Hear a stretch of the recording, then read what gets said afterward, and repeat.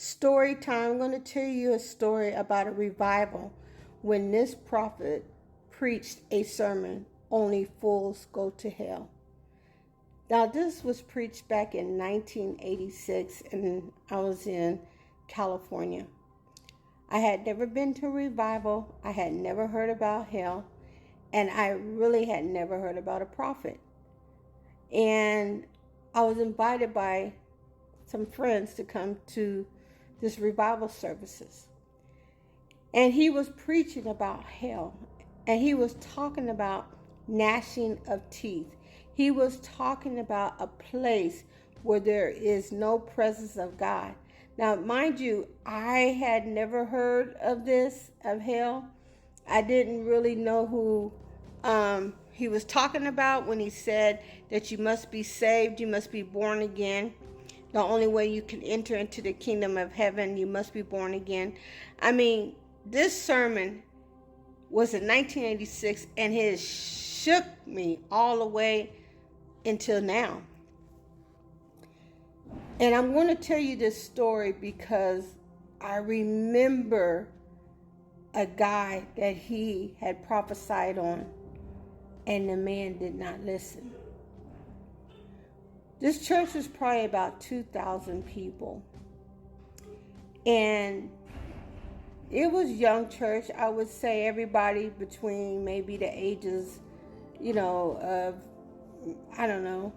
15 all the way up to maybe 35 to 40 years old. There was a lot of military people in there. It was a non-denominational church, so it was multicultural. And I remember I came in, I sat down, and they were playing worship music. And the prophet stood up and he says, only fools go to hell. And he says, God is tired of people coming to the altar saying that they want to repent, but they go back to what they're continually to do. He was saying there are people that were on the praise team that were going to clubs, and then they were playing the music that Sunday morning, and that was strange fire before the Lord, and he was going to judge that. And he turned around and looked at different people on the team, and he said, you need to repent. He talked about how people in the church were living together and fornicating. He said, you need to repent. He was talking about people that in the church was committing adultery. He says, you need to repent. He was talking about how there was husbands that were beating their wives. They were also verbally abusing them, mentally abusing them, physically abusing them. He was saying, you need to repent. He was talking about the women that were gossiping. He was talking about different specific sins of alcoholism, to being a drunkard, to, dressing, scantily, I'll say that way.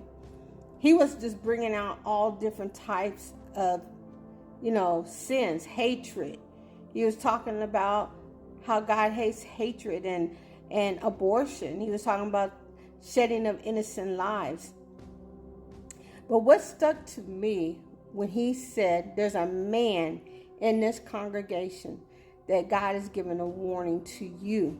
If you don't repent today and don't go back to what you were doing, you will be unalive and you will be tormented in hell forever. And he says, you need to repent, you need to come to the altar, and you need to cry out to God's mercy. He loves you, and he will forgive you, but you got to turn, because tomorrow's not promised. Today is the day. You have to repent. The church got quiet, got silent. You could hear a pin drop in there. You didn't even hear a baby crying. He comes down off the stage and he says, I'm warning you, young man, you need to repent. God says you have to repent today. Everybody was like, wow, who is this? So he walks forward and he's pointing and he says, it's in this section on this left-hand side. And I was like, whoa. He's narrowed down to the section. Nobody moved.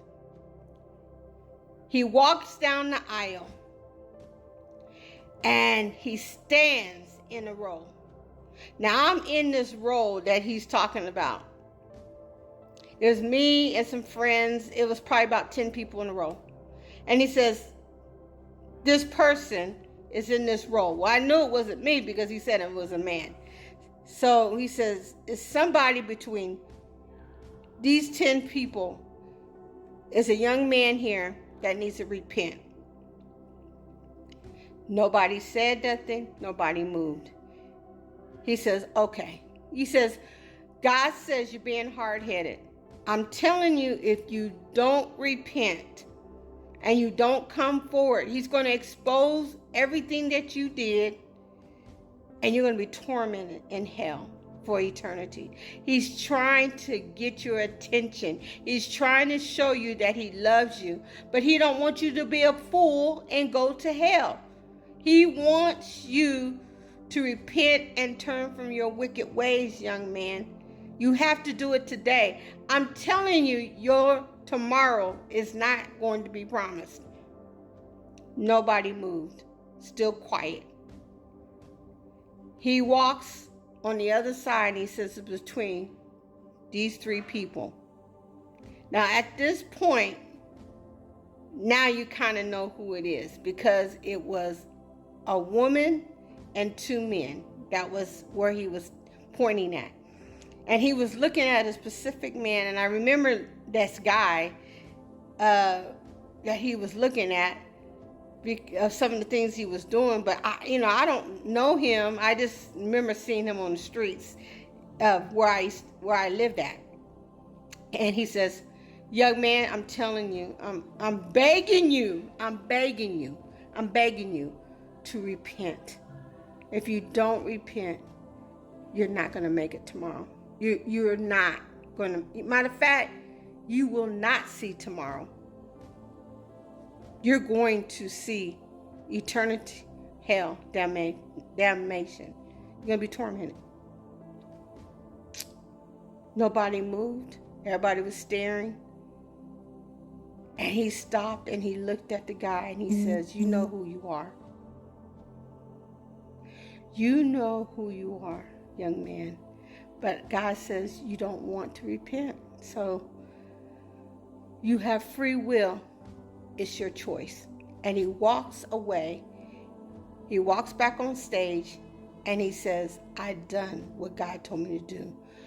Is there anyone else in here that you feel like you're not living right? Everything that I've said, are you willing to repent and turn from your wicked ways? And people came flowing down at the altar. The next day, a friend of mine called me and said, you know that guy that pastor was talking about and he was looking at?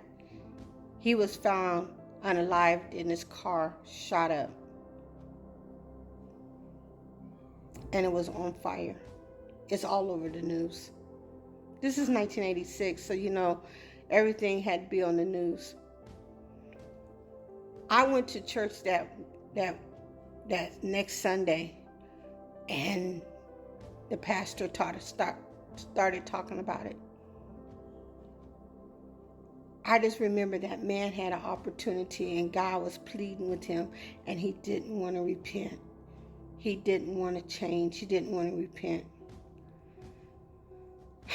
In Acts 17:30, it says, God overlooked people's ignorance about these things in earlier times, but now he commands everyone everywhere to repent of their sins and turn to him. Don't wait till the last minute to think that you have nothing but time and that you can repent. Today is the day of salvation, and only a fool will go to hell. Let this story penetrate in your heart and let you know how serious that God pleads for your life. Don't turn your back on him. Repent today.